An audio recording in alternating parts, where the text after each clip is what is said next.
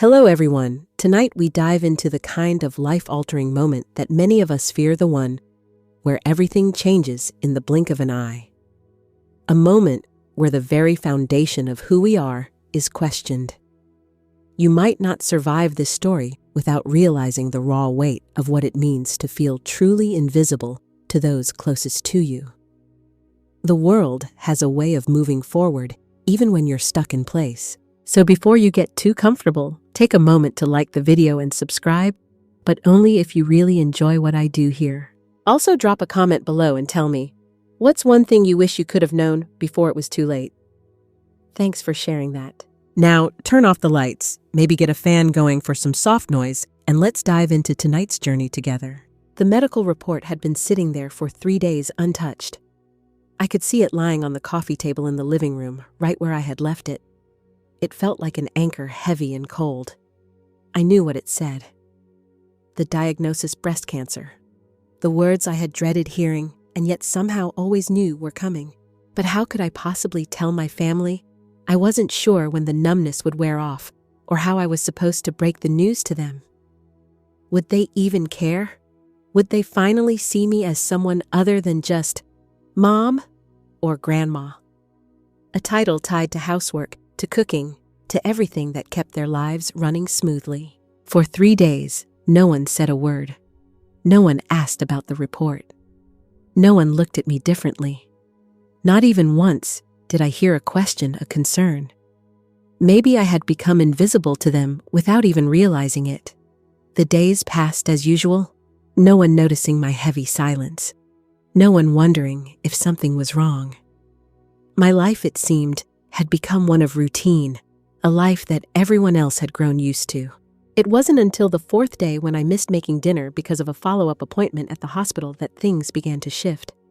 The phone rang, and then it started ringing off the hook. I was standing in the crowded bus, my arms full with groceries, my medical file, and the small bag of prescriptions I had just picked up. The bus was packed, every seat taken. I squeezed onto the only remaining space, barely able to hold on to anything.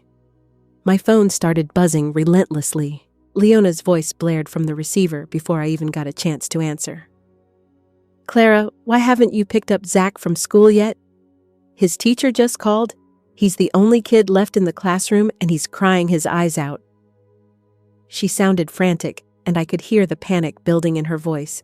My heart dropped into my stomach. Panic filled my chest. "Did someone pick him up?"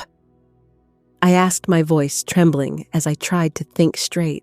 "I told Daniel this morning he was supposed to pick him up," she snapped.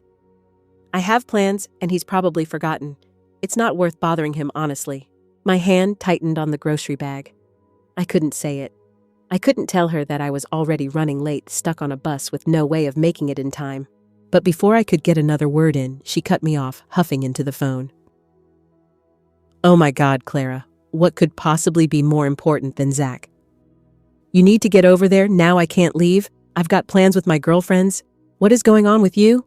You've been acting weird lately." The words stung more than they should have, and I had to fight the lump rising in my throat.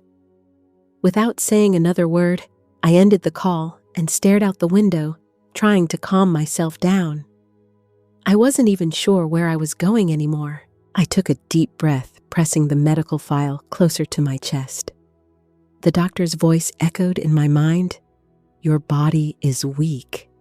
You need someone to accompany you during treatments and avoid stress as much as possible." It wasn't until I walked through the door of the house later, that night, exhausted and drained, that I realized just how far I'd been pushed. Everyone was in their own world as usual, without even a glance toward me.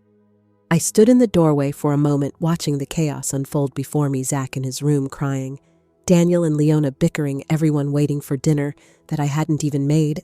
A tightness grew in my chest. I wasn't sure who I was supposed to be to them anymore. The woman who handled everything. The mother and grandmother who was always there when needed, but never seen for who she was. When I finally opened my mouth to say something, the words felt foreign, like they were stuck in my throat. I should have told them I'm done. But instead, I said nothing. The silence was louder than any argument. The next few days were filled with the same. More calls, more demands. But this time, the weight felt different. My shoulders ached from holding up everything for so long. Every request, every expectation felt like a stone added to a pile that was already too heavy to bear. The truth was, I was tired, so tired. Not just physically, but emotionally. My body was already fighting a battle it wasn't prepared for, yet no one had noticed. No one had asked me how I was doing, not once. How had I become so invisible?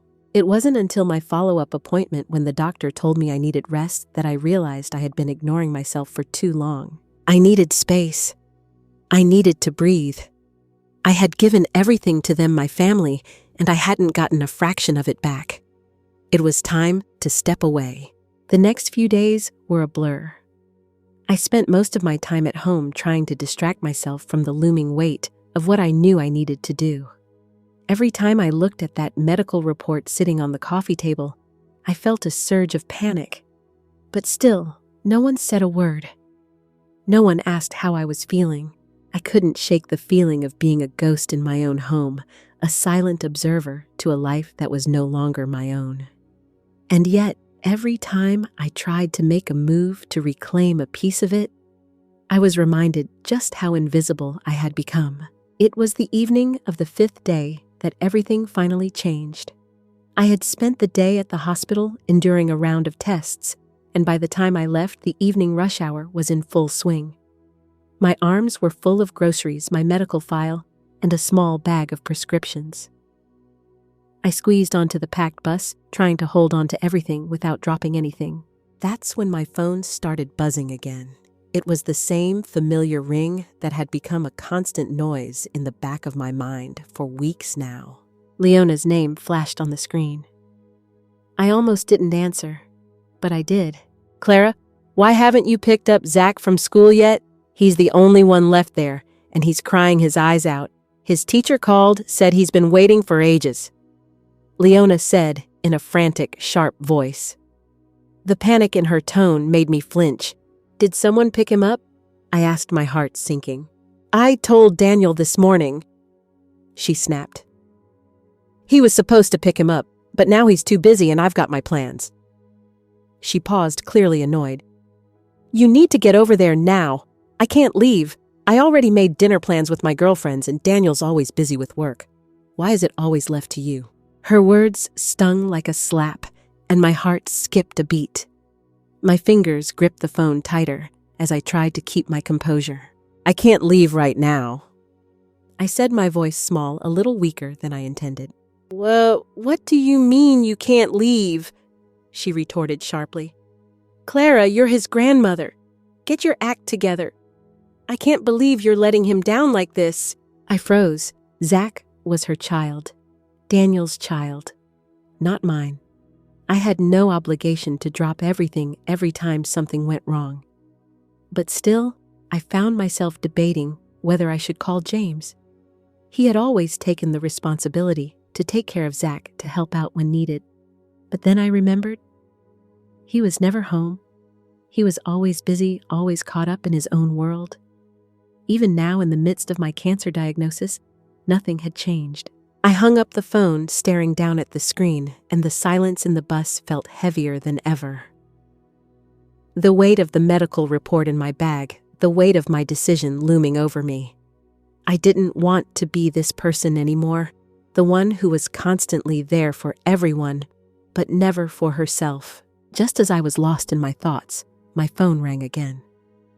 "James."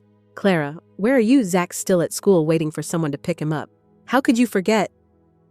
His voice was tight with reprimand, full of frustration. My chest tightened as I listened to him, the anger in his words cutting through me like a blade. The old reflexes kicked in, the ones that made me apologize, made me fix everything, even when it wasn't my fault. But I wasn't going to do that anymore. "He's your son, James," I said quietly, my voice barely above a whisper.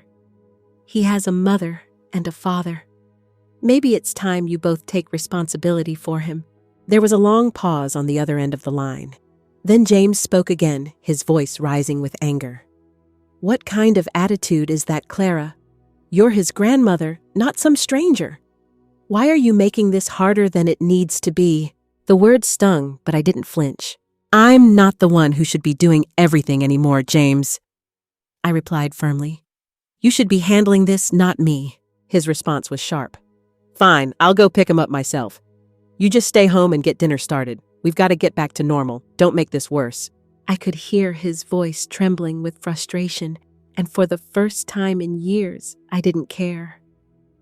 I ended the call before he could say another word, my heart racing. I wanted to shout, to scream, to tell him everything I had kept buried for so long. But I didn't. The bus hummed beneath me as it moved along the familiar streets, but I didn't feel any sense of comfort. Everything felt hollow. I was tired. I was so tired. Physically, emotionally, mentally. I had spent years taking care of everyone else, and now I was the one falling apart. No one had noticed. No one had cared. The familiar streets blurred past the window, and I felt my chest tighten. I was nearing home, but I didn't want to go back. Not to that house, not to those people. I had spent too many years trying to make it work, trying to be everything they needed.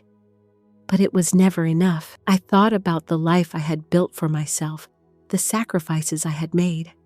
My career, my dreams, they had all been sacrificed for this, for them. And now, at 65 years old, I was finally starting to understand that it wasn't worth it. I reached my stop and got off the bus. The city lights flickered in the distance, and I felt the familiar ache in my chest. But this time, it wasn't just from the cancer. It was from something deeper, something more profound. I walked past my home without turning back, the door standing open as if it was welcoming me back. But I didn't want to go back. Not anymore. The house was quiet when I got home. Too quiet. The absence of laughter, the absence of any real human connection settled heavily over me. The usual noise, the sound of dishes clanking, children running around, Leona's sharp voice, or Anna's complaining was missing. I opened the door, the familiar creak echoing through the silence.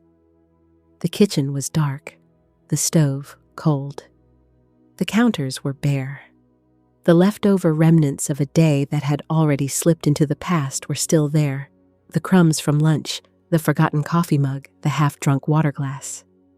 But the one thing missing, as always, was anyone who had bothered to clean up after themselves. It was always left to me. I stood there for a moment, taking in the emptiness of it all. There was a time when I would have immediately started the evening routine, starting dinner, picking up the toys, tidying the living room. But now, I didn't want to do any of it. The exhaustion, the ache in my bones, and the weight of what I had just realized made it all feel pointless. I walked into the living room, and there they were, Zach and Olivia sitting on the couch, completely absorbed in their screens.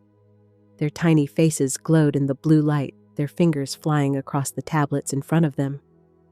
They didn't even glance up when I entered. Leona was on the phone, her voice high-pitched and frantic.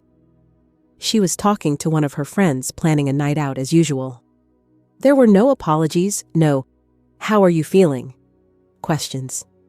It was like nothing had changed, like I hadn't just stepped off that bus after receiving news that could change my life forever. I felt the familiar tightness in my chest again, the weight of years spent as an invisible caretaker, doing everything for everyone else, and never receiving a word of gratitude, let alone a moment of understanding. But today, I wasn't going to let it crush me anymore. Without saying a word, I walked past them, my footsteps soft but firm. I didn't wait for anyone to notice me. I didn't need their acknowledgement, not anymore. I had already made my decision. I walked straight into the bedroom, sat down on the edge of the bed, and exhaled slowly. I reached for the phone in my bag, my fingers trembling slightly. I had already made up my mind, but I needed to make it official. I tapped the screen and scrolled to the contacts. I hesitated for a moment, my thumb hovering over the name. But there was no hesitation when I hit send. "I'm done. I'm leaving. I can't do this anymore. This marriage is over." The message was simple. It wasn't dramatic. It wasn't meant to be. It was just the truth. The truth that I had buried inside me for so long, the truth I had been afraid to face. But now that I had said it, now that I had put it out into the world, the weight felt a little lighter. The reply came faster than I had expected. "James, Clara, don't do this. Please, we can fix this. I didn't mean to hurt you. Let's talk." I stared at the message, my mind blank. He didn't get it. He didn't understand. He never had. I didn't reply. Instead, I set my phone down and closed my eyes for a moment, allowing myself a brief breath of freedom. For the first time in years, I wasn't trying to fix anything. I wasn't trying to make anyone happy. I wasn't trying to be the perfect wife, the perfect grandmother, the perfect daughter. I was simply existing, and that was enough. A few minutes later, I heard the sound of keys jangling at the door. It was James. His voice called out softly from the hallway, "Clara." He had come home, no doubt expecting to find me to apologize, to beg me to stay.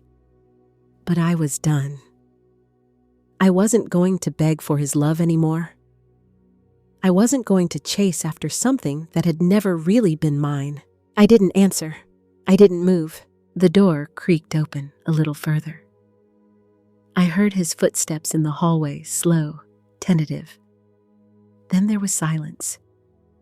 I could feel his presence in the doorway, the weight of his disappointment hanging in the air.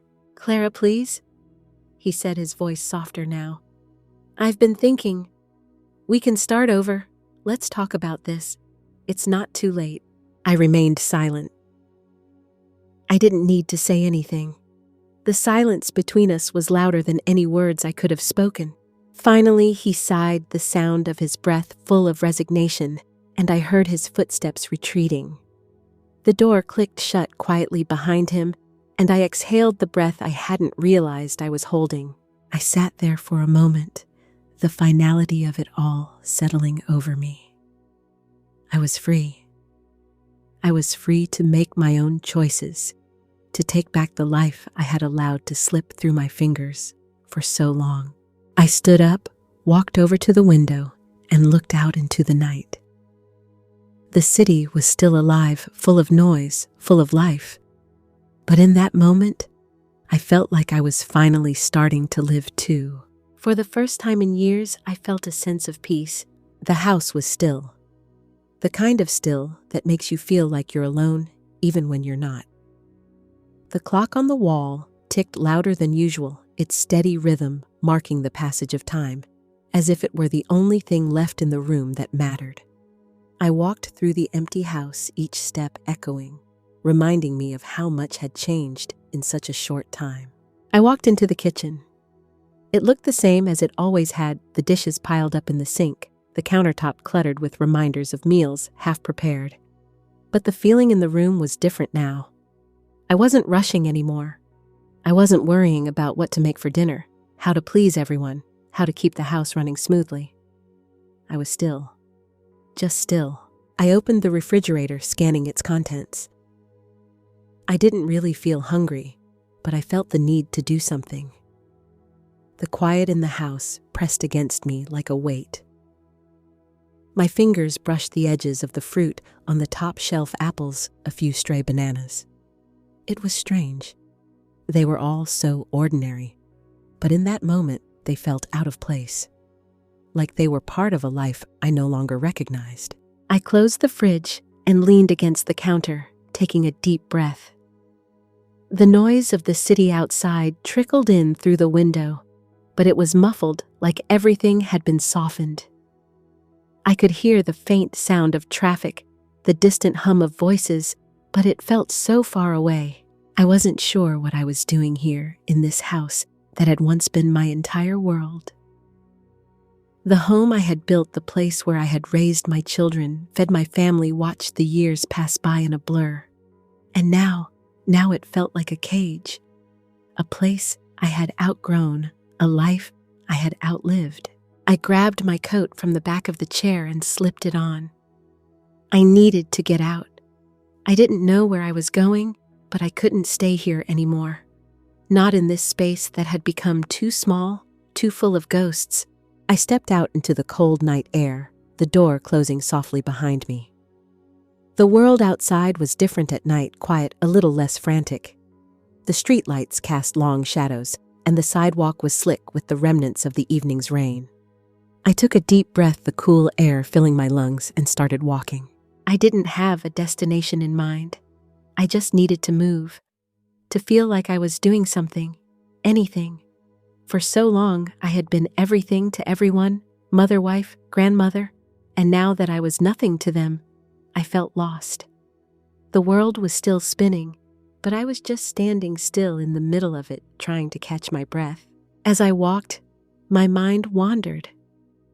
I thought about the divorce papers, about the house, about James and his tired attempts to fix something that had long been broken. I had spent years trying to make him see me, trying to make him understand that I wasn't just his caretaker, his support system. I wasn't just a wife. I was a person, a woman with dreams, with desires, with a past, and a future that didn't revolve around his needs. I thought about Grace, the young woman who had shown me such kindness. She had seen me in a way no one else had. She had seen me as something more than a background character in someone else's life, and for the first time in years, I had felt seen. Really seen. The streets blurred around me as I walked, my footsteps steady and sure. I wasn't sure where I was going, but for the first time in a long time, it didn't matter. The future was wide open, and for once, I didn't feel afraid. I found myself at a small park one I hadn't visited in years. The swings were empty, the slides still wet from the rain. I walked over to a bench and sat down, looking out at the empty playground. It was peaceful here, quiet, the sounds of the city muted by the trees and the grass. I pulled out my phone and opened the photos from my trip to Portland. The bright flowers, the lush greenery, the little moments captured with Grace. I smiled to myself as I scrolled through the pictures. I had done something for myself. I had taken time for me, and for the first time in years, it had felt right. My phone buzzed in my hand, and I froze, my heart skipping a beat. It was a message from James. "Clara, can we talk? I miss you. I miss us." I stared at the screen, the words swimming in front of my eyes. I had expected it, but seeing it written out made my chest tighten. I had moved on, hadn't I? I had made the decision to leave, to step away from the life I had known for so long.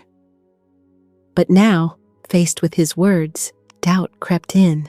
I didn't reply. Not yet. I closed my phone and put it back in my pocket, leaning back on the bench. The night felt colder now, the wind picking up as it swept through the trees. I had a choice to make. I could go back. I could go home, back to the life I had tried so hard to leave behind. Or I could keep moving forward. Keep finding my own way, one step at a time. I stood up from the bench and walked back toward the street, my footsteps echoing in the quiet. There was a part of me that still missed him, still longed for the comfort of familiarity, the ease of what we once had. But deep down, I knew that wasn't enough anymore. I had lived my life for others for so long. Now it was time to live for me. The walk home was slow, the cold air sharp against my skin, but for the first time in a long time, it felt good. I wasn't rushing to meet anyone's expectations. I wasn't trying to be the perfect wife, mother, grandmother. I wasn't even trying to be perfect anymore. I was just me, walking, thinking, breathing. As I made my way back to the apartment, I found myself thinking about the conversation I had with James earlier. His words had been heavy-weighted with the years we'd spent together. "I never really planned to get back together with her," he had said. It stung in a way I hadn't expected. It wasn't the words themselves, but the realization that after all these years, after all the sacrifices I'd made, I had been nothing more than a convenience to him. I could still remember the first time I saw James. He had been this magnetic figure, someone who seemed to glide through life with ease. He had that refined elegance, that quiet confidence that everyone admired. I had fallen for it, hard. But what I didn't realize back then was that behind all the charm and sophistication, there was someone who was never really going to see me as an equal. Someone who would always expect me to sacrifice everything while he continued to live his life with minimal effort. But that was the past, and now I was living for myself. I reached my apartment and let myself in, locking the door behind me. The silence was different here. It wasn't heavy or oppressive. It was just calm. The weight of everything that had happened over the last few weeks felt lighter now. I had made my choice, and I was sticking to it. No more running around, no more bending over backward to please others. I pulled out my phone again, half expecting another message from James, but there was nothing. The silence from him felt more final than any words he could have said. As I sat down on the couch, I glanced around the room. It was simple, quiet, but it felt like mine. Every piece of furniture, every little decoration had been carefully chosen, not because someone else wanted it, but because I liked it. I had the space I needed to think, to breathe, and to grow. For the first time, I felt free. My phone buzzed again. This time it was Grace. "How are you doing, Clara? I've been thinking about you. If you need anything, I'm here." I smiled as I read the message. Grace had been a rock for me over the past few weeks. She didn't just help me with my radiation treatments, she gave me the kind of support I hadn't realized I needed. She cared for me in a way that felt genuine. No expectations. No strings attached. I texted her back, letting her know I was doing okay. It wasn't a lie. I was okay. More than okay, actually. I had a long way to go before I felt fully healed, but I was on my way. For the first time in years, I was excited for what the future held. The days that followed were quiet. I kept to myself, focusing on my painting, letting the brush strokes and colors soothe me. I had always enjoyed painting, but it had been years since I had picked up a brush. Now it felt like the only thing that truly mattered. Each painting was a little piece of myself, a little piece of the woman I used to be, the woman I was becoming again. It was strange. The more I painted, the more I felt like I was returning to something I had lost long ago. A sense of purpose. A sense of who I was outside of the roles I had played for so many years. And the more I painted, the more I realized how much I had been holding back. Not just in my art, but in my life. One afternoon, I received a call from the gallery. They wanted to feature some of my work in an upcoming exhibit. I was stunned. A part of me had always dreamed of this, but I had never allowed myself to truly believe it was possible. But here it was, an opportunity I had earned, an opportunity I had worked for. I agreed to the exhibit, of course. I wasn't going to let this chance slip by.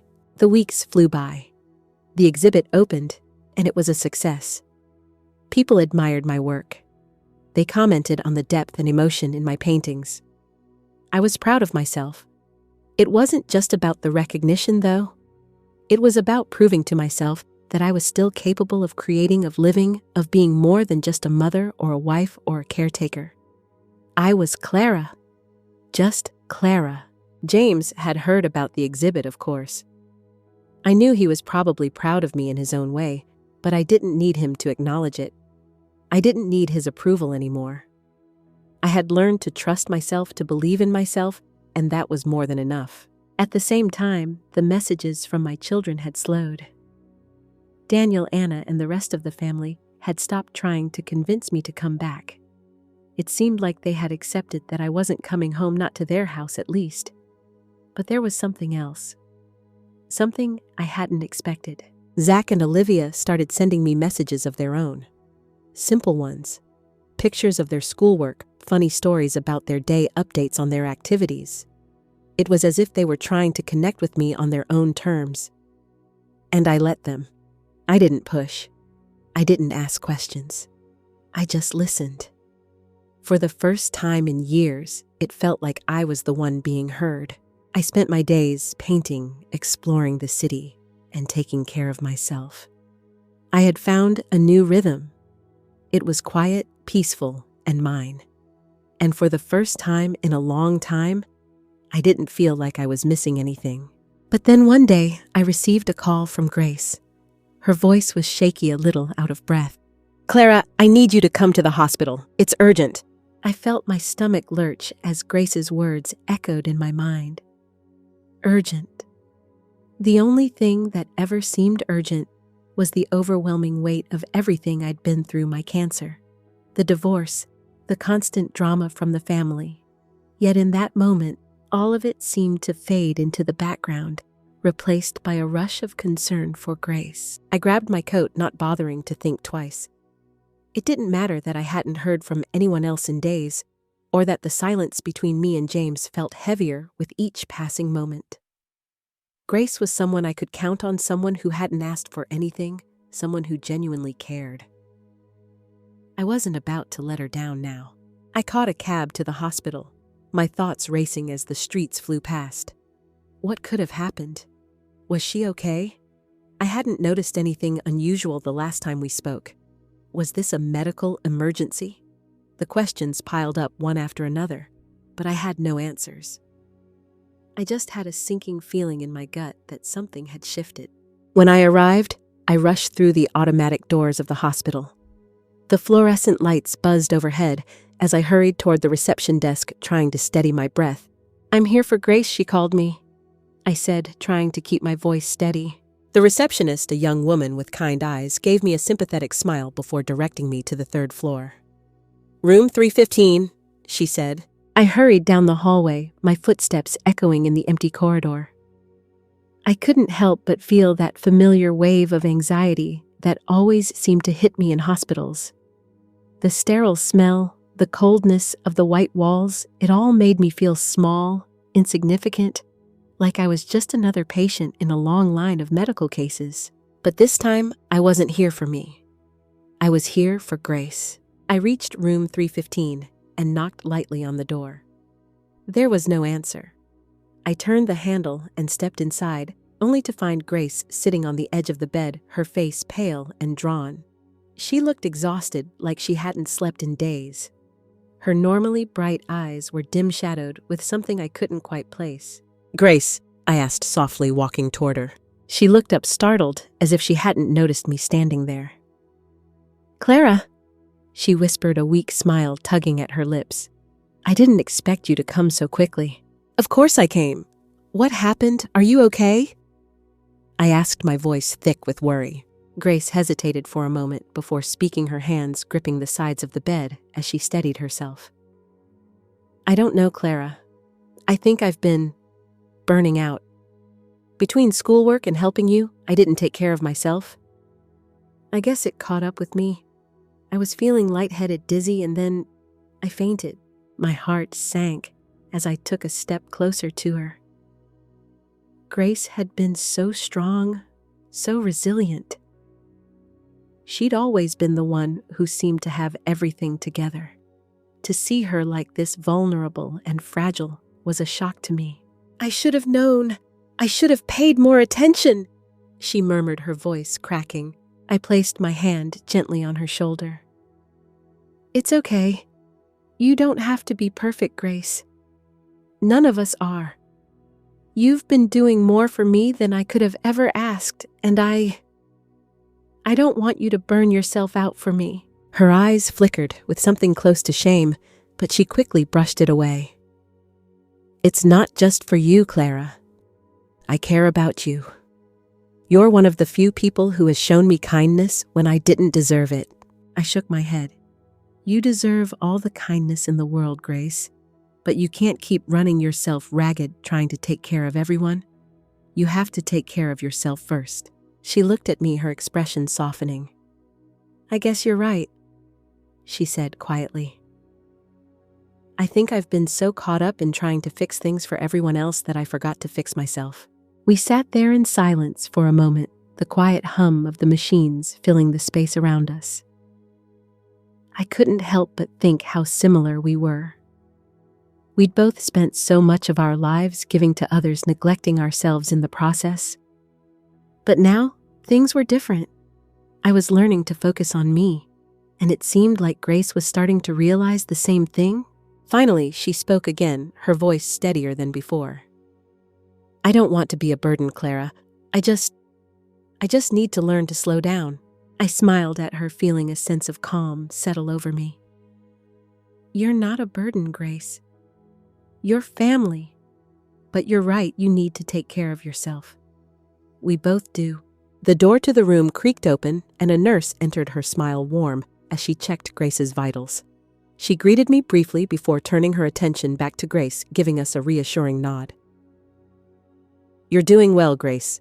We'll keep you here for a bit longer to monitor your recovery, but you're going to be okay. Grace smiled weakly, and I squeezed her hand. I'll stay with you as long as you need me. You're not alone in this. As the nurse left the room, I took a seat beside Grace's bed, settling in for what I knew would be a long night. But for the first time in a long while, I didn't feel that overwhelming sense of urgency.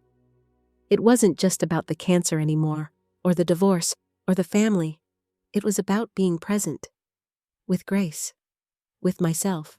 I realized then that just like me, Grace was learning how to take her life back.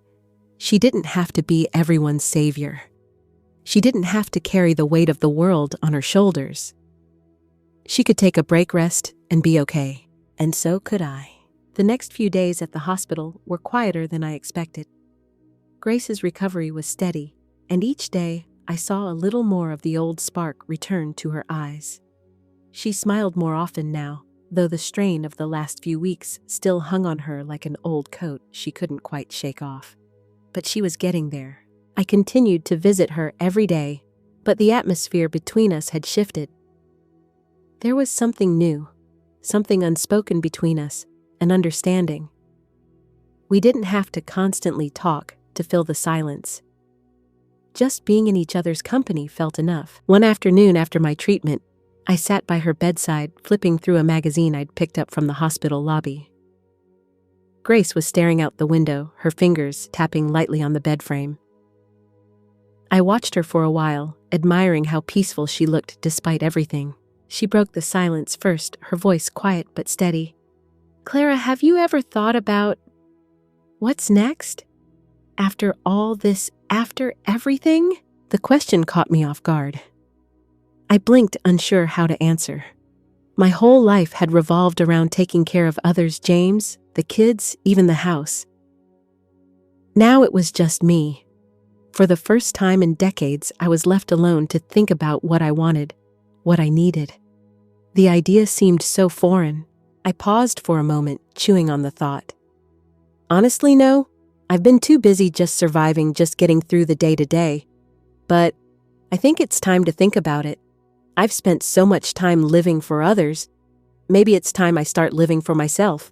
Grace smiled softly, her eyes still fixed on the view outside. You deserve that.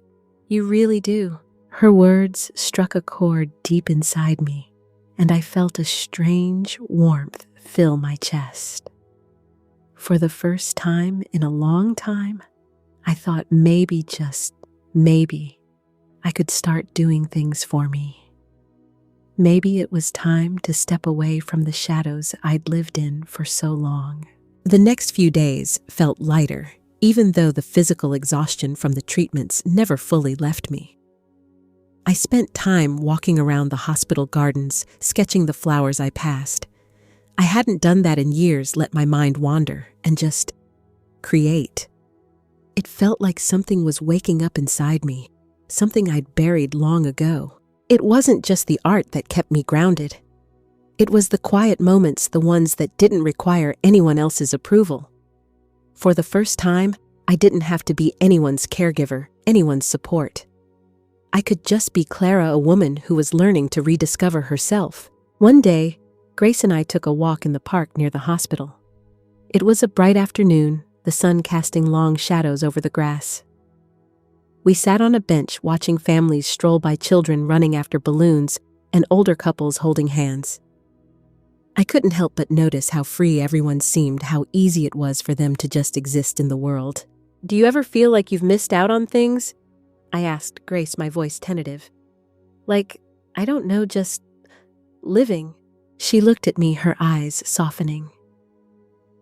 "I think everyone feels like that at some point. Like they missed a chance or missed out on something big. But the truth is, you can't go back. You can only go forward." Her words sank in. For so long, I'd been holding on to regrets, to missed opportunities. But Grace was right. I couldn't change the past. I could only choose what I did next. The following week, after one of my treatments, I made a decision. I wasn't going to wait any longer to find my own path. I packed a small bag, and with Grace's encouragement, I booked a flight to Portland, a place I'd always dreamed of visiting. I wanted to see the City of Roses, explore the botanical gardens, and feel the freedom of being somewhere new. The trip itself was a revelation. As I wandered through Portland's streets, I felt a sense of excitement I hadn't felt in years.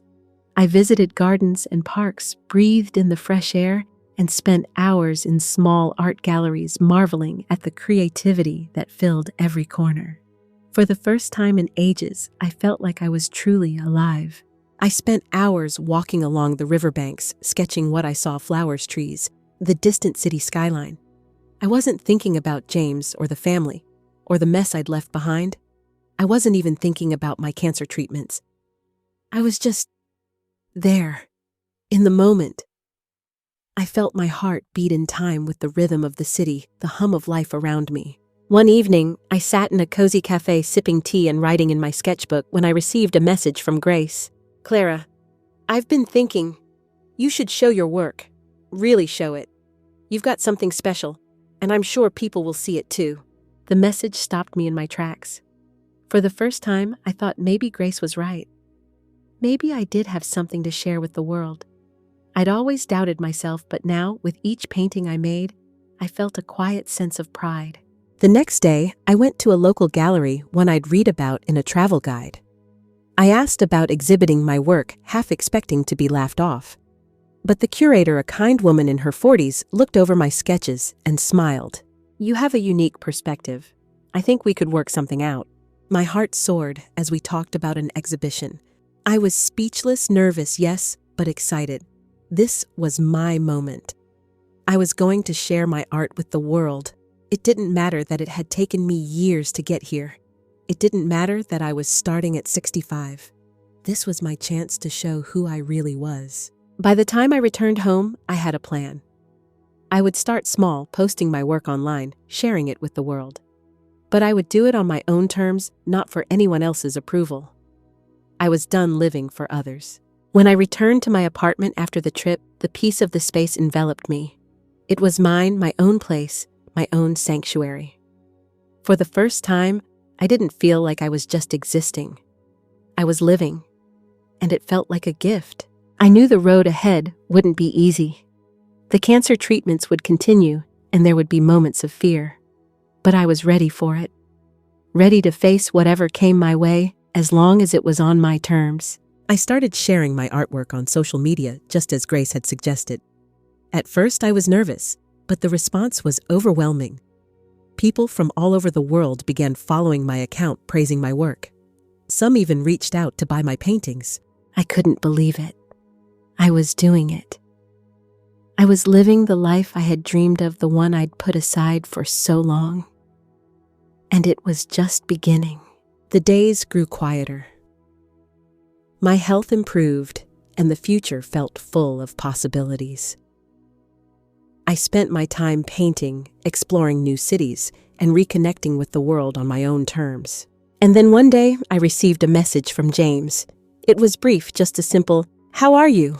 I didn't reply right away. I had to think about it. Was I still angry? Yes. Was I still hurt by the years of neglect? Absolutely. But I had learned something important through all of this. I had learned that my worth wasn't defined by anyone else's actions. My worth was mine to decide. So I wrote back simply, "I'm doing well, James, really well, and I hope you are too." The days after my trip to Portland were a blur of quiet progress and subtle changes. I spent my time at home creating art, enjoying the rhythm of my new life, and taking care of myself in ways I never had before. It felt strange at first, almost too simple, like I had forgotten what it was like to just exist without the constant demands of others. But slowly, I began to embrace it. The phone calls from the kids had stopped for the most part. Every now and then, I'd get a message or two asking if I was doing okay. But they didn't come rushing over anymore. I didn't have to be their caretaker anymore. It was a strange kind of freedom, one I hadn't known I needed until I had it. Grace still came by regularly, sometimes bringing a cup of tea, sometimes just sitting with me while I painted. It felt like the kind of friendship I had missed for so long, genuine, uncomplicated. She had become a steady presence in my life, someone who saw me not as a mother, a wife, or a caregiver, but as a woman who was finally reclaiming her own space in the world. I often thought about what Grace had said to me before I left for Portland. "You deserve this, Clara," she had told me. "You deserve to live for yourself, for what makes you happy." And every time I picked up my paintbrush, I felt the truth of those words. This was my life now. And it was mine to shape mine, to live on my own terms. One evening, after a long day of painting, I decided to step outside for some fresh air. It was one of those crisp fall evenings where the air bites just enough to make you feel alive. The leaves, painted in shades of orange and gold, rustled beneath my feet as I walked toward the park near my apartment. The quiet of the city felt different now, softer somehow. Maybe it was just me, but everything seemed clearer, lighter. As I sat on a bench, the thought of James and everything that had happened between us crossed my mind. It was hard to ignore that nagging feeling of regret that lingered. Not regret for leaving him, no. That was a decision I knew deep down was right. But regret for the time I had spent holding on to a version of love that was never truly mine to keep. I hadn't seen him since that night at the art gallery. And even then, it had been a fleeting interaction. I wasn't angry anymore, though there was still a quiet ache in my heart, a reminder of the years I had spent in a marriage that never truly saw me. But I was learning slowly but surely to let go. As I sat there, I realized that the ache was less about him and more about the woman I had been.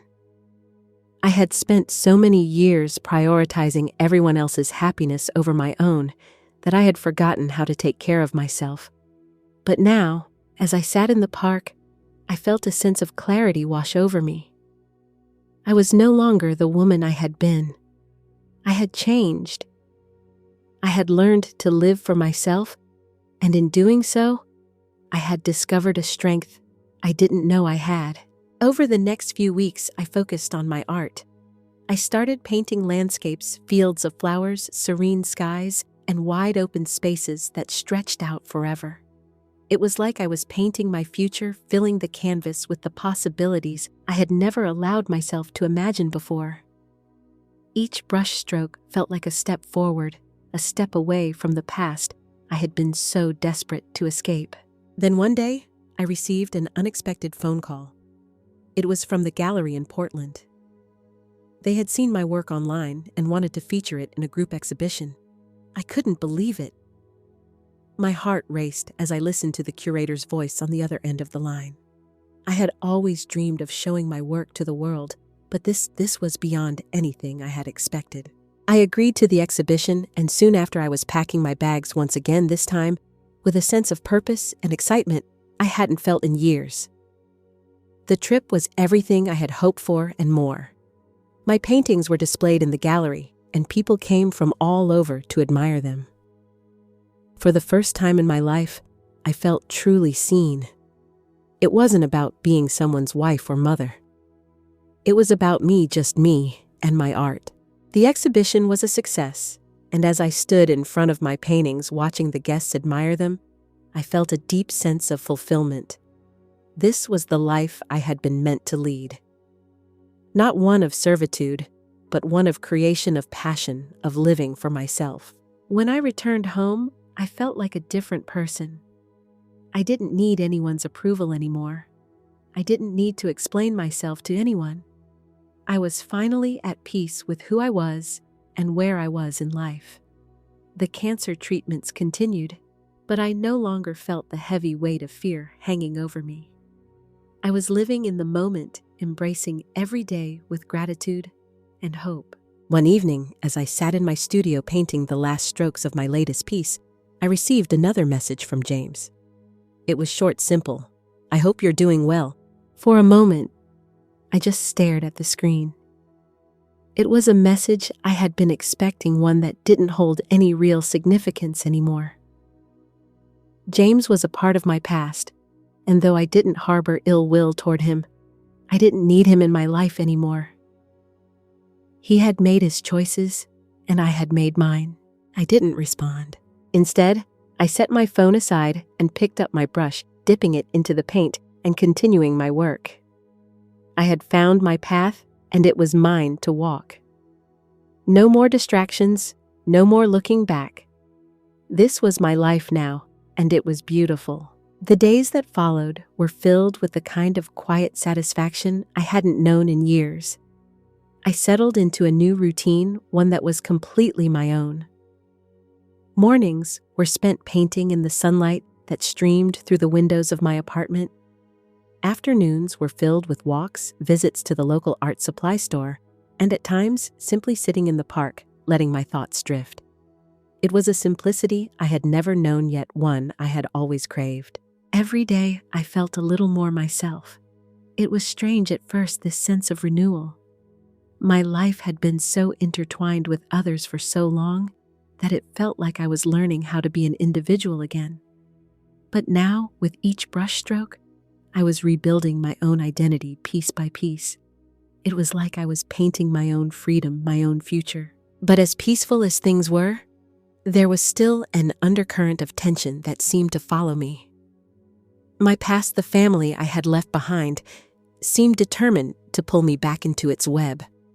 And though I had moved away, though I had set boundaries, I couldn't escape the feeling that they weren't quite done with me yet. One afternoon, about a month after the divorce had been finalized, I received an unexpected knock at the door.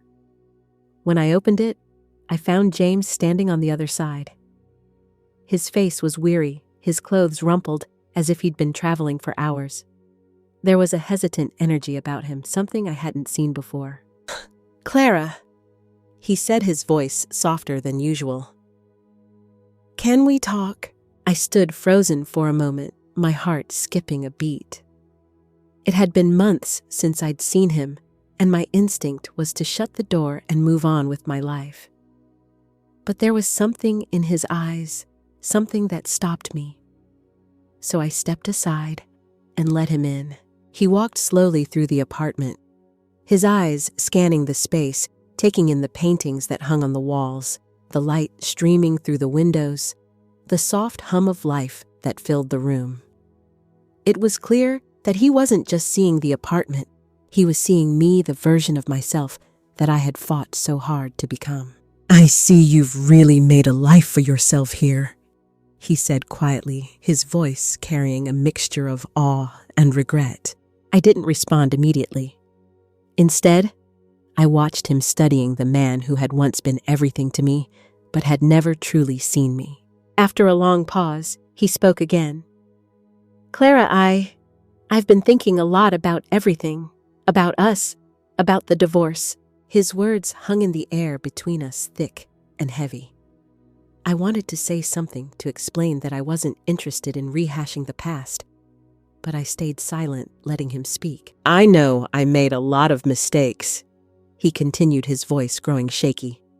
I should have seen you, really seen you. I should have treated you better.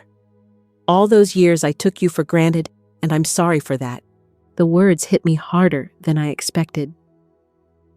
I had long since accepted the fact that James wasn't going to change, that he would never truly understand the weight of what I had given up for him.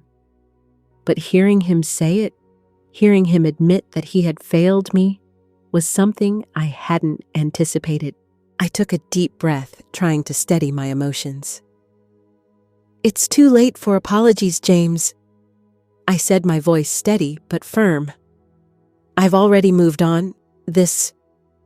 I gestured to the apartment, to the life I had rebuilt for myself. "This is where I belong now, and I'm not going back." His face tightened, and for a moment, I thought he might argue. But instead, he just nodded, a weary acceptance in his eyes. "I understand," he said quietly. "I guess I always knew deep down that I couldn't keep you forever." I didn't respond. There was nothing left to say. The man I had once loved, the man I had devoted my life to, was now just a shadow of the person he had been. And in that moment, I realized I had outgrown him. He wasn't the person I had thought he was, and I wasn't the person I had been when I married him. As James turned to leave, something shifted inside me. It wasn't relief or anger or even sadness. It was a quiet sense of closure, the final chapter of a story that had taken up too much of my life. "I hope you find what you're looking for," I said as he reached the door. He paused, glancing back at me. "Maybe I already have," he replied softly before walking out the door. For the first time in years, I didn't feel the weight of his presence in the house. As I stood in the quiet of the apartment, I felt something I hadn't in a long time: peace. But as the days passed, I realized that the peace I had found wasn't just about being free from James. It was about something deeper. It was about letting go of the past, of the version of myself I had been, and embracing the future I was building. I wasn't just painting on canvases anymore. I was painting a new life, and this time the brush was in my hands. After James left, I found myself in an unfamiliar place, one that I had never been before, alone, but not lonely. It wasn't like the emptiness I had felt before, that ache of being unnoticed or undervalued. This was different. This was freedom. For the first time in decades, I wasn't tethered to anyone's expectations. No one needed me to cook clean or play the part of the dutiful wife. The weight had lifted, and I felt lighter, more vibrant than I had in years. The days stretched out before me like a canvas waiting to be filled. I woke up with no obligations, no rushing to prepare breakfast, no cleaning up after a chaotic dinner. It was quiet, peaceful. I found myself spending more time painting, reconnecting with a part of myself I had abandoned for so long. The colors on my canvas became more vivid, more alive as I did. But even in this newfound space, there were moments of doubt. The world outside my apartment hadn't stopped spinning, and the people I had left behind were still a part of my life, even if I wasn't a part of theirs anymore. Every once in a while, I would hear from one of the kids, usually Daniel or Anna, reaching out to check on me, or more often to complain. It was always the same message: "Mom, we need you." One day, as I was sipping my coffee by the window, my phone buzzed again. It was Daniel. "Mom, Dad's still in the hospital." "This is ridiculous. Why are you staying away? He needs you. The kids are asking for you too. Olivia misses you so much." I felt a pang of guilt, but it was a fleeting moment. My eyes drifted back to the canvas in front of me, the gentle swirls of color that now filled the space. This was my life now, a life I had built on my terms, but the guilt lingered, nagging at the edges of my peace. I'd spent my life caring for everyone else, always putting their needs above my own. Was I wrong to finally put myself first? Was it selfish of me to enjoy my freedom when they still needed me? I set my coffee cup down with a sigh, scrolling through the messages from Daniel. I knew they were trying to reach me, to pull me back into the fold. They had always needed me, but I had come to realize that I had never really needed them, not in the way they thought. Yes, I loved them, but I was not their servant. I wasn't there to fill their gaps, to patch up their broken lives. I was allowed to live for myself, even if it meant leaving behind a version of myself that had been worn thin by years of constant giving. As I stared at my phone, a strange resolve began to build inside me. I didn't need to explain myself. I didn't need their approval. For once, I was living my own life, and that was enough. I turned off my phone and placed it face down on the counter. I wasn't ready to deal with their demands. Not today. I grabbed my coat and headed out for a walk, the crisp air greeting me as I stepped outside. The city was alive around me, but for the first time, I felt separate from it all, like a spectator in my own life. I had no destination, no plan, just the freedom to be. As I walked through the streets, I couldn't help but feel a sense of gratitude for the simple things, the sound of leaves crunching beneath my feet, the distant chatter of people in cafes, the hum of a world that was still turning, even without me in the middle of it. I found myself at a small park, a peaceful patch of green in the heart of the city. I sat on a bench and watched the world go by, noticing the little details, the way the sunlight played on the trees, the couple walking hand in hand, the child running across the grass with a ball. Life was happening all around me, and for once, I wasn't rushing to be a part of it. I was content to simply observe. A few minutes later, I felt my phone buzz in my pocket again. I hesitated, then pulled it out. It was another message from Daniel. "Mom, please. We can't keep doing this. We need you. You can't just disappear. Don't you care about us anymore?" I closed my eyes for a moment, trying to steady my breath. The old guilt was creeping back in, but this time, I didn't let it win. I didn't need to fix everything. I didn't need to be the glue that held everyone together.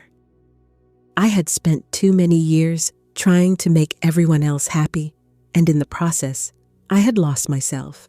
I tapped out a message, my fingers steady as I typed. "I'm not disappearing, Daniel. I'm just living my life.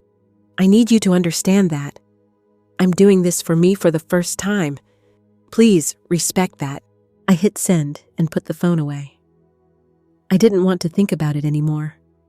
I wasn't going to feel guilty for finally taking care of myself. The rest of the afternoon passed in a quiet blur. I wandered through the city, stopping at small shops, savoring the moments of peace. When I returned to my apartment, I felt lighter, like I had just shed a layer of old skin. That night, I sat at my easel brush in hand and continued to paint. The colors flowed more easily now, the strokes more confident. It was as if I had finally found my rhythm again, not just as an artist, but as a person. I was no longer a caretaker, a maid, or an afterthought.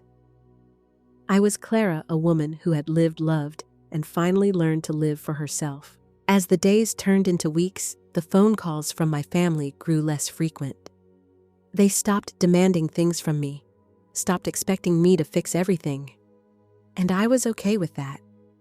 I was still their mother, still their grandmother, but I was also my own person now. And that was enough. Life went on quietly after that as I settled deeper into my routine. It wasn't the kind of quiet I had been used to, filled with the dull hum of daily tasks and expectations. No, this was a new kind of silence, one that felt comforting, almost peaceful. It was the kind of silence I hadn't experienced in years. Absence of demands, no constant chatter, no interruptions. Just me, my thoughts, and my art. But the truth was, even the quiet could get heavy. In the silence, my mind often wandered back to my family, back to the lives I had been a part of for so long. There were still moments when I missed them, when I longed for the connection we used to have. Zach's face, Olivia's laugh, the way Daniel would roll his eyes when I fussed over him too much. But those moments were fleeting, as I realized I didn't miss them as much as I missed who I used to be before I became so entangled in their needs and expectations. It was strange, this new sense of freedom. I felt like I was reclaiming a part of myself that I had long forgotten. For the first time, I had space to breathe, to explore what I truly wanted. And with each passing day, I felt less guilty for doing it. I had spent so many years living for others, putting my dreams on hold, suppressing my own desires to keep everything together.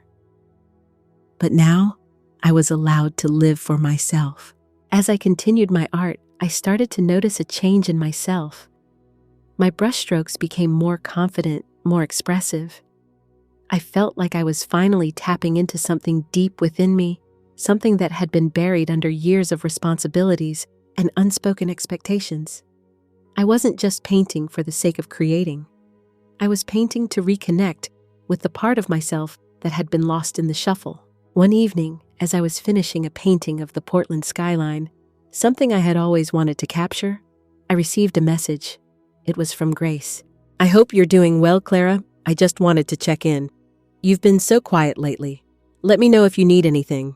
I paused, my fingers hovering over the canvas.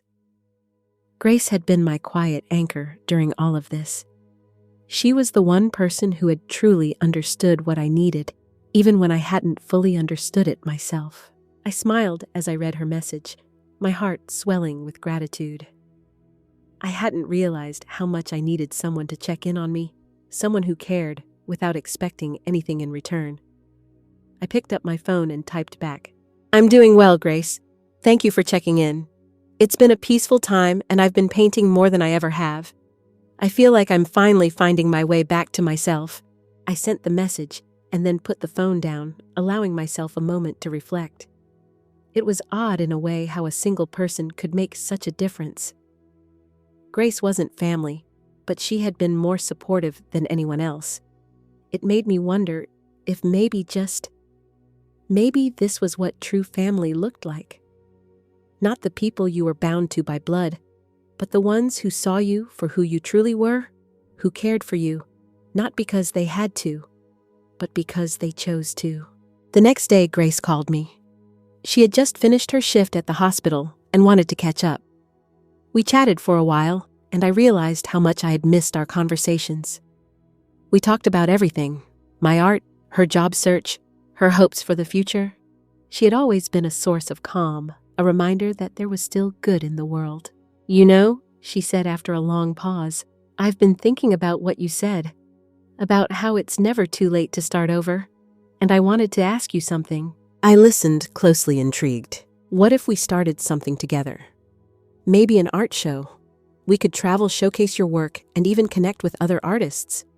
We could help people who feel stuck, who feel like they don't have a way out. Her words hit me like a wave. I had never considered the possibility of sharing my work with others in such a big way. But now that she had said it, I couldn't help but feel a spark of excitement. What if this was my next step? What if after all these years of creating for myself, I could share it with the world? "I think that's a brilliant idea," I said, my voice steady but filled with enthusiasm. "Let's do it." We spent the next few months planning, organizing, and creating. The show was small at first, just a few of my pieces in a local gallery. But it was the start of something bigger, something I had never dared to dream of before. As we set everything up, I felt a sense of pride I hadn't felt in years. I wasn't just the woman who had spent decades in the background. I was a creator, an artist, and I had something valuable to share. The night of the show, I stood in the gallery surrounded by my paintings. The room was filled with people, strangers, fellow artists, even a few local critics. I wasn't sure what to expect, but I felt a calm peace wash over me. For the first time, I wasn't worried about what anyone thought of me. I wasn't concerned with their judgment or their opinions. I was just enjoying the moment, savoring the fact that I had made it this far. At the end of the night, as the gallery began to empty out, Grace walked over to me, a wide smile on her face. "You did it," she said softly, her eyes shining with pride. "You really did it." I looked around the gallery at the paintings that had once been just pieces of myself locked away in my studio. They were now out in the world, part of something bigger than just me. "Thank you, Grace," I said, my voice filled with gratitude. "For everything. For helping me see this, for encouraging me when I couldn't see it for myself." We hugged, and in that moment, I realized something. This was the beginning of a new chapter for me. A chapter where I wasn't defined by my past, by my marriage, or by the roles I had played for everyone else. I was just Clara, a woman who had finally found the courage to live for herself. The next few weeks felt like a whirlwind. After the show, everything seemed to shift. My art, once something I did in isolation, began to take on a life of its own. People started to take notice, strangers even stopped to ask about my work, complimenting it and sharing their stories. It was strange, really, how a few months ago I had been invisible in my own home, but now my paintings were telling their own stories, speaking louder than I ever could. Grace and I kept the momentum going. We began to organize a small tour, traveling from town to town, showcasing my paintings in local galleries. It was exhausting, yes, but it was also exhilarating. I hadn't realized how much I had missed this kind of energy, the buzz of creativity, the spark of possibility. It felt like I was finally getting the recognition I had longed for, but in a way that felt authentic. This wasn't about pleasing anyone. It was about sharing a piece of myself that had been hidden for so long. One day, after a particularly successful exhibit in Portland, Grace and I sat down for dinner. The restaurant was quiet, cozy, with soft jazz playing in the background. I felt at peace, the kind of peace I had never experienced before. It wasn't just because of the exhibit or the newfound success, it was because I was finally starting to live for myself. "You know," Grace said, breaking the silence, "I've been thinking about something." I looked at her, curious. "What is it?" "What's next for you?" She tilted her head, her expression serious. "You've done so much already. You've built this whole new life for yourself. But what comes after this?" The question caught me off guard. I had never really thought about the future beyond the next painting or the next gallery show. But the more I thought about it, the more I realized that she was right. I had spent so many years looking after others, sacrificing my own dreams, that I never gave myself the chance to think about what I really wanted long term. What did I want for myself? I took a sip of my wine, pondering the question. I think I want more. More experiences, more travel. I've spent so long tied down to the house, to the responsibilities. Now, I want to explore the world. I want to live fully without regrets. Grace smiled. That's exactly what you deserve, Clara. A life that's all yours. I smiled back, feeling a warmth spread through me. It was a simple statement, but it carried so much weight. For the first time in my life, I was making decisions based on what I wanted, not what was expected of me, not out of duty or obligation. I wasn't just living for the people around me anymore. I was living for me. In the days that followed, I began to make plans. I looked up travel destinations, made a list of countries I had always wanted to visit: Italy, Japan, New Zealand, and so many others. I didn't have any set timeline, no rush. I wanted to take my time, savor the experience. I even started to look into painting retreats abroad. I could paint travel and learn from other artists around the world. It felt liberating just thinking about it. The next time I spoke to Grace, I told her about my plans. "Clara," she said with excitement in her voice, "this is exactly what you need. I can't wait to see where you go next." But there was something else, something I hadn't told her yet. As I made plans for the future, I realized that there were still a few loose ends I needed to tie up. My family. Despite everything that had happened, despite the distance I had put between us, I still felt a twinge of responsibility. They were still my children, still my grandchildren. Even though they had taken me for granted for so long, they were still a part of me. And as much as I hated to admit it, I couldn't just turn my back on them completely. It wasn't that I owed them anything. It was just that the love I had for them wasn't something I could easily erase. But I knew I couldn't go back to the old way of things. I couldn't be the person I used to be, the one who was always there to clean up after them, to cook, to take care of everything while they sat back and enjoyed the fruits of my labor. No, if I was going to move forward, they would need to learn to stand on their own. I decided that I would pay them one last visit, not to clean, not to cook, but to have a conversation. A real conversation. I wasn't going to beg for their attention or affection, but I was going to make it clear that I had changed. I wasn't the same person they had always relied on. And if they wanted to have a relationship with me, it had to be on my terms. The day I went to see them, I walked into the house without hesitation. James was sitting in his usual chair, looking as polished as always, his face a mask of indifference. The kids were scattered around the living room, but the air was thick with unspoken tension. I wasn't sure what I was expecting, but I knew it wasn't the warm welcome I used to get. "Clara," James said, his voice cold. "What brings you here?" "I came to talk," I said calmly, sitting down across from him. "I've made some decisions about my life, and I wanted to let you know." He raised an eyebrow but said nothing. "I'm not the same person I was," I continued, "and I'm not going to go back to being the person who took care of everything for everyone else. I've spent my whole life trying to make sure everyone else was happy, but I never stopped to ask myself if I was." There was a long silence, and then James spoke. "So what, you're just leaving us behind?" "No," I replied, "but I'm not going to be your caretaker anymore. If you want to have a relationship with me, it has to be different. You can't expect me to keep sacrificing myself for everyone else. I've spent too many years living in the background. Now, I'm going to live for me." James looked at me, and for the first time in years, I saw something in his eyes, regret, maybe even a hint of guilt. But he didn't say anything. The rest of the conversation was brief. The kids tried to convince me to come back to make things right, but I knew deep down that it was too late. I had already made my decision. When I left their house that day, I didn't feel sadness or regret. I felt peace. Finally, I was free. The decision I had made that day to step away, to leave behind a life of service to others, still echoed in the quiet corners of my new apartment. It wasn't a place I expected to call home forever. It was temporary, a stepping stone in the journey I had finally chosen for myself. But for the first time in a long while, the weight on my shoulders felt lighter. I spent the next few weeks in a strange but pleasant rhythm.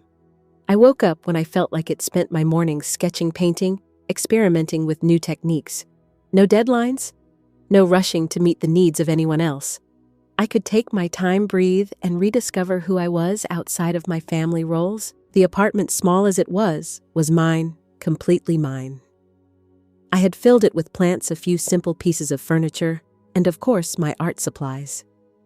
The small balcony overlooked the city, and every morning the sun poured in through the windows, casting a warm, golden light on everything. The air was always a little too cool in the mornings, but I loved it, my own little corner of peace. Grace had been a constant source of support throughout this transition. She had already helped me more than I could ever express, and I found myself growing fond of her, not just for her help, but for her genuine care.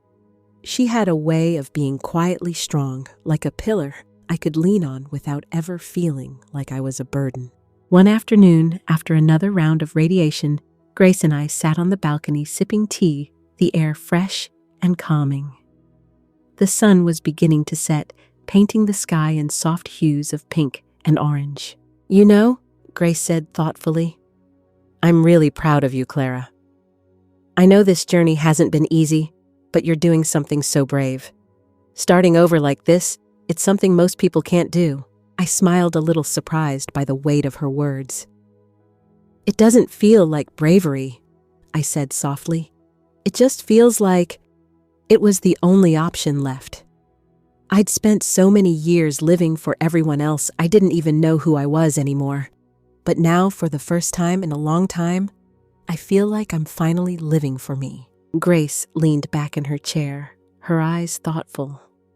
You know you've done more than just leave behind a marriage or a family. You've given yourself the chance to rediscover the things that made you happy before all of this, the painting, the travel, the freedom. I nodded, feeling the truth in her words. I had spent so many years putting everyone else first that I had almost forgotten what it felt like to be my own person. But now, with the brush in my hand again, the paint on the canvas, I felt a sense of purpose that had long been buried. As the days passed, I continued to paint to explore. I found myself walking through the city, visiting small art galleries, watching the way light filtered through the windows, how the world outside seemed to blend in with the paintings I made. I started taking trips again, small weekend getaways to nearby cities, to places I had always wanted to visit. For the first time in ages, I felt like I was truly living. Yet even in this new life, there were moments when old memories would surface. James's face, the way he had looked at me after all these years, the tenderness in his eyes, those moments stuck with me. They weren't painful, not anymore, but they were a reminder of what I had once given up to be with him and what I had lost in the process. But that was all in the past. I wasn't going to spend any more time dwelling on what could have been. I had chosen to let go, and I wasn't going to look back. One evening, as I sat on the balcony painting, Grace came over with a bright smile on her face. "I've got something for you," she said, handing me a small package wrapped in brown paper. I raised an eyebrow, curious. "What's this?" "Open it," she said, her eyes dancing with excitement. I unwrapped the package carefully, revealing a new set of high-quality brushes and a palette of rich, vibrant paints. "Grace," I said, "touch, this is beautiful." "But you didn't have to." "I wanted to," she said softly. "I know how much you love painting, and I think these will help you take your work to the next level." I smiled, feeling a warmth spread through me. "Thank you," I whispered, my heart full. In that moment, I realized something important. I wasn't just painting for myself anymore.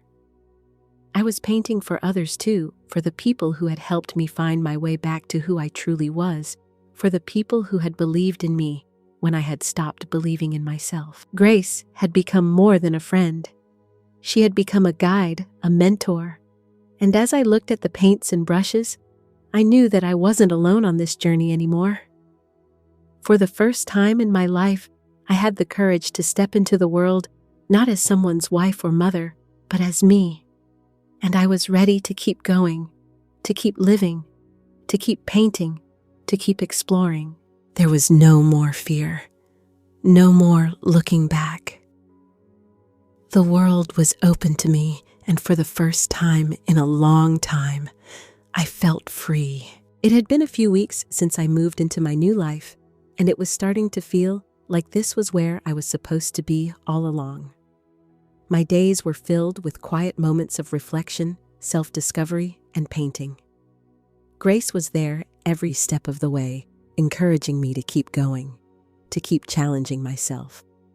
And for the first time in years, I found joy in the small things, the sound of a paintbrush on canvas, the smell of fresh flowers in my apartment, the warmth of the sun on my skin as I sat outside with a cup of tea. But as much as I had moved on, there were still moments when I couldn't help but think of the family I left behind.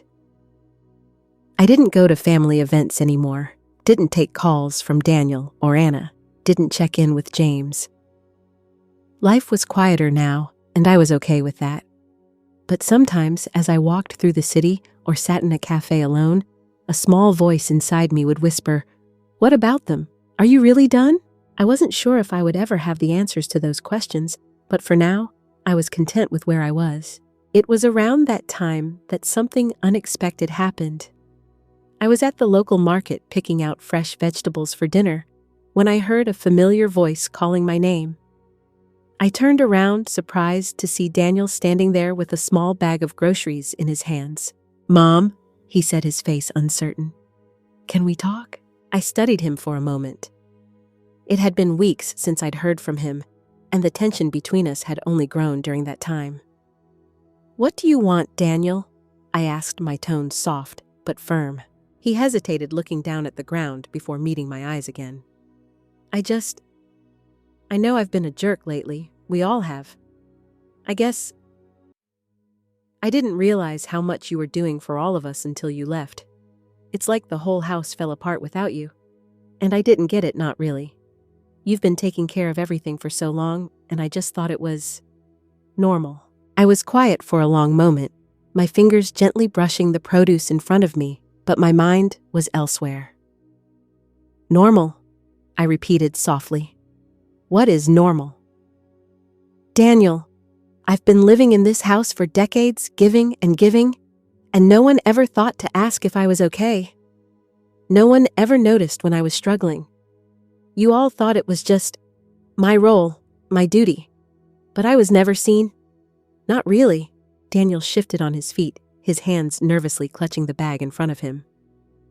I'm sorry, Mom. I didn't realize how bad it had gotten.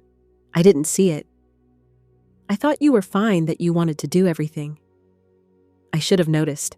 I should have asked. I looked at him, seeing the regret in his eyes, but also something else. Something I hadn't seen in a long time. Genuine remorse. You didn't ask because you didn't want to. It was easier to assume I was fine. But that's not how life works, Daniel. It's not always easy to do everything for everyone, especially when you're the one who's been left behind. He nodded, slowly looking down again. I understand that now, and I'm sorry. I know I haven't been the best son. I guess I was just too wrapped up in my own world to see yours. Everyone is wrapped up in their own world, I said quietly. I get it, but it doesn't make it easier. Daniel was silent for a long time, and I could see that my words were starting to sink in. I'm not asking you to change everything overnight, I added, but I want you to understand something, Daniel. I've given enough. I've been doing this for years, and I'm done being the one everyone depends on. I want to live my life now. I want to paint, travel, experience things I've never had the chance to. Daniel's eyes softened. You don't have to do everything on your own anymore, Mom. I know I can't change what's happened, but I want to help. I want to be there for you. I took a deep breath, feeling the weight of it all. I don't need your help, Daniel. I need your understanding. I need you to realize that I am more than just your mother. I am a person too, and it's time I start living for myself. He seemed to understand that, and after a long silence, he finally spoke again, his voice quieter this time. I get it, Mom. I really do. I'm sorry for everything. I nodded, feeling the tension in my chest ease a little. You don't need to apologize. You just need to understand. We all need to learn how to let go of the roles we've been playing for so long. I'm not your caretaker anymore. I'm not anyone's maid. I'm a person, and I deserve to live for me. Daniel nodded, his eyes filled with a quiet acceptance. I understand. I won't push you anymore. I promise. I smiled softly, my heart lighter than it had been in a long time. Thank you, Daniel. As we stood there in the bustling market, I felt a strange sense of closure. Not just with Daniel, but with the entire life I had left behind. It wasn't easy, and it wasn't perfect, but it was mine, and that was enough. The next few weeks passed in a quiet hum. Grace and I continued to spend time together, exploring new places, painting, and talking about life. She was a constant source of support, and I could feel myself opening up more and more to her. It was strange how much she had become like family to me in such a short time. But in a way, she was more than family. She was someone who had seen me, truly seen me, and cared for me in ways I had never experienced before. And as I painted, I felt myself growing stronger. The cancer treatments were taking their toll, but I was managing. I had good days and bad days, but the fear that had once consumed me began to fade, replaced by a sense of peace I hadn't known in years. I didn't know what the future held, but for the first time, I wasn't afraid of it. I had found my own path, and it was mine to follow. A few months passed, and life continued its steady rhythm. Each day felt like a soft hum, like the faint brushstrokes on canvas slowly forming a picture that for once was my own. The small victories, each completed painting each day without the stress and turmoil of my former life, gave me a peace I hadn't even known I was missing. Grace and I had become close, almost like family. She had been with me through the tough times, the hospital visits, and the quiet moments when I needed someone to sit with me and remind me that I wasn't alone. But despite the serenity I found in my new life, there were still moments that caught me off guard. Moments when the weight of the past would creep up on me, when I'd find myself thinking about my children, my former marriage, and all the years spent trying to make everyone else happy. I'd feel a pang of regret, a fleeting thought that maybe I'd left things unresolved, that perhaps there was still something left to salvage. One evening, after a long day of painting, I decided to take a walk. The sun was beginning to set, painting the sky with hues of pink and orange. I walked slowly, taking in the familiar sights of the city, the breeze cool against my skin. As I walked, I found myself near the park, the same park where James and I used to take our walks years ago.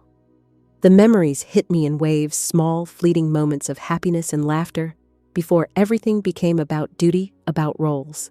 I paused for a moment, standing on the edge of the park, just watching the world go by. And that's when I saw them. James and Vivian. They were sitting on a bench laughing together, their eyes locked in a way that I hadn't seen in years. It wasn't a romantic gesture, not in the way they used to be. No, this was something else. This was comfort, something built over time. They were simply at ease with each other in a way that James and I hadn't been for a long time. I couldn't help but watch them, my heart a little heavy, with the realization that their lives had moved on, while mine had shifted into something completely different. There was no bitterness, no anger, just a soft understanding. Their story was theirs, and mine was now mine to create. A small voice inside me wondered if I had made the right choice. Should I have stayed and fought harder? Could I have salvaged something from all those years with James? But then, just as quickly, another voice answered, "No. You've done enough." I turned to leave, not wanting to intrude on their moment, and just as I did, I heard someone calling my name. I stopped, surprised to see Daniel and Anna walking toward me, their faces filled with something guilt, maybe regret perhaps. "Mom, we've been looking everywhere for you," Daniel said, his voice softer than usual. Anna was by his side, her arms crossed, but her expression more open than I had seen it in months. I blinked, surprised by their sudden appearance. "What's going on?" I asked, my voice cool but not unkind. We just wanted to talk," Anna said hesitantly. "We realized we never really understood what you've been going through, and we're sorry for how we treated you," Daniel nodded. "Yeah, we've been thinking about it a lot lately. You were right. We took you for granted. I guess we thought you'd always be there, always taking care of things. But we never really stopped to think about you." I looked at them both, unsure of what to say. My instinct was to say something sharp, something cutting, but I didn't. Instead, I just nodded slowly. "You've had your chance to think about it, but actions speak louder than words, don't they?" Anna winced slightly. "We know, and we're sorry, Mom. We're really sorry." The sincerity in their eyes caught me off guard, and for a moment, I let my guard down. It was easy to say the words they thought I wanted to hear. But I had lived through decades of empty promises, empty apologies, and empty gestures. What did they want from me now? "I don't need your apologies, Anna," I said gently.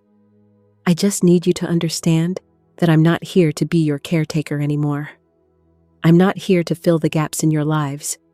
I have my own life now, and I will live it for me, not for you." Daniel looked down at his feet, clearly uncomfortable. "We get that, Mom. We do. But we also realize now that we didn't really give you the space to live your life. We kept expecting things from you, and we never asked if you needed anything from us." I could see the truth in his eyes, and for the first time in a long while, I felt a flicker of something like hope. Maybe they had learned something. Maybe they understood that I wasn't just a maid or a housekeeper. I was a person who had given up a lot, and now it was my time to take back what was mine. Thank you for understanding, I said softly. But I'm not going back. I'm not going to be the person I used to be. Anna and Daniel exchanged a glance. We don't expect you to, Mom Daniel said quietly. But we want you to know that we're here for you. We want to be a part of your life again the way we should have been all along. The words were unexpected, and I wasn't sure how to respond. But I knew one thing for sure: I had to live for me now. Not for James, not for Anna or Daniel. For me. I gave them a small smile. We'll see how things go, I said, turning to leave the park. I'm not saying no. I'm just saying, let's take it slow. They nodded, and I could feel the weight lifting slightly from my shoulders. Maybe this was the beginning of something new for us. Maybe not, but I was no longer afraid to find out. As I walked away from them, I felt a sense of peace wash over me. Life was still unpredictable, and I didn't know what the future would bring. But for the first time in a long time, I wasn't afraid to face it alone. I wasn't truly alone. Not anymore.